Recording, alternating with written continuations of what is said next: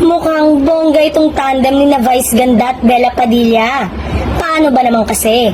Usap-usapan nga ang combo ng dalawa at binansagan pa ang perfect tandem ng mga netizen. Nag-guest judge nga si Bella sa It's Showtime kung saan sinamahan niya ang mga regular host sa iba't ibang segment ng nasabing noontime show. Hinangaan nga ng madlang people ang openness umano ni na Bella at Vice na pag-usapan ng mga bagay na may social relevance tulad ng kahalagahan ng edukasyon.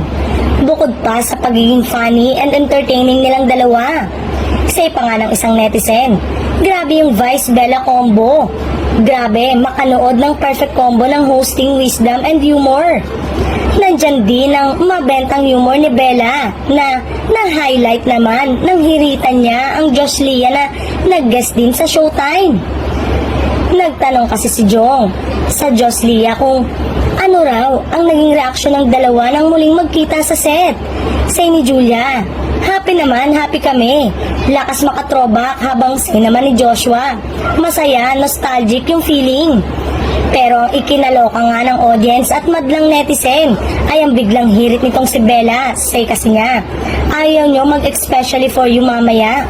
Ang panawagan nga ng netizen ay gawin na umanong regular si Bella dahil bet na bet nga nila ang humor nito. Talagang nagbabago ang taste ng madla. Talagang hindi enough na bara ka ng bara. Dahil binavalue na rin ang substance.